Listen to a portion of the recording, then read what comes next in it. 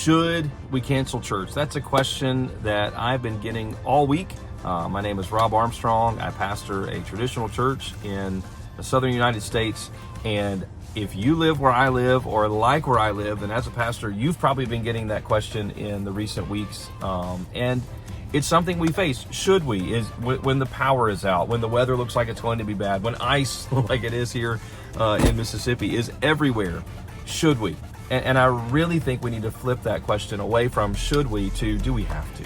Like are we in a position where we don't really have another way to make it happen? And so for us, that's typically how we end up thinking about it when we get our team here. That's how I try to lead us to think. It's not should we, but do we have to?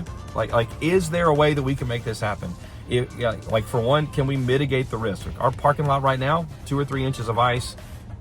We're going to have to hire a company to come in and clear it for us to be able to get people in this parking lot on Sunday morning. And we're working on that because the question was, do we have to? And the answer is then, well, not if we can get the parking lot clear and if people can get here on their own safely. And so decisions like this, you have to put a lot in the hands of your people. And you have to trust them that as grown men and women, they will know what is best for them in terms of should they or shouldn't they from where they are to where you are. But in terms of can we make it happen? Do we absolutely have to cancel?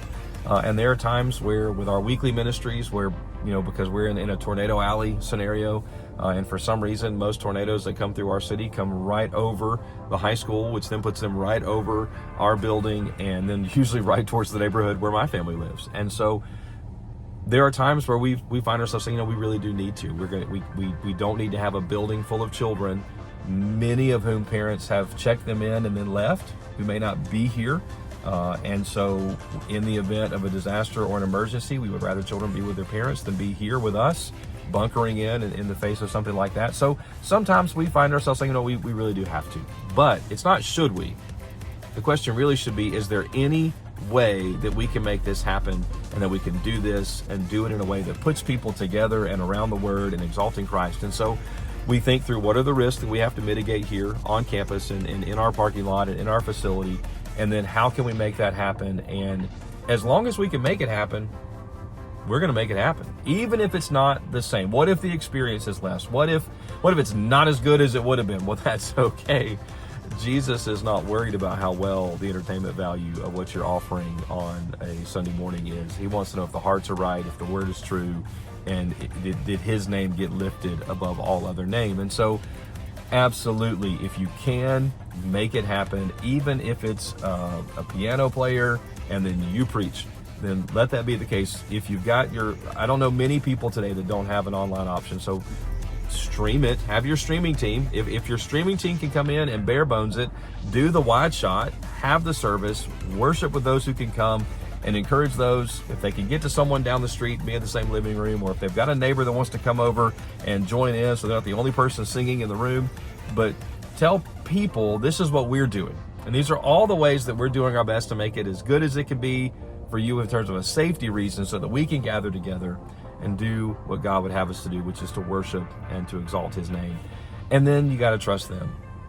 If it's the worst attended Sunday of the year, you didn't make a mistake by having it. They did what they could do, and brother, they'll be back. They're coming back as soon as the roads are clear, as soon as the cars will crank, as soon as all of these lightweight front wheel drive vehicles can get down and then back up the driveway. They're coming. They don't want to be there either. And so if you are watching this and you're not a pastor, just know I think most pastors go through a sense of agony in the idea of not having services and not getting the people together.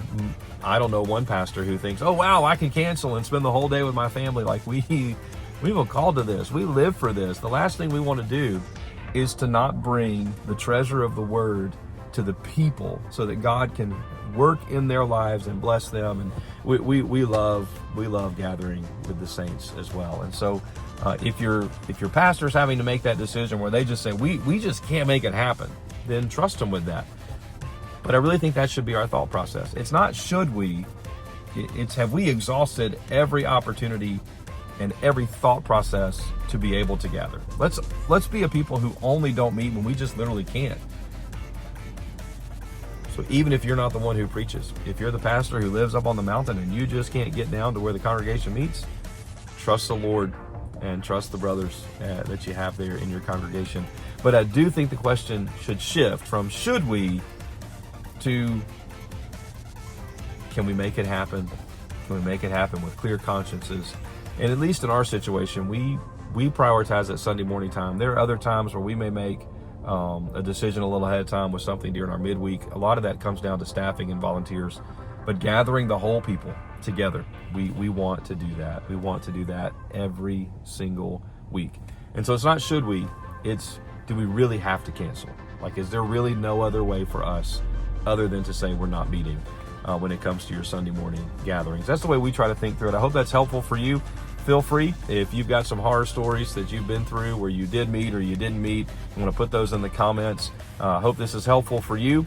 Remember, it's not should we, it's do we really have to? Have we done everything we can to be able to gather? And let that be what guides your decision making when it comes to worshiping and gathering the Lord's people on His day.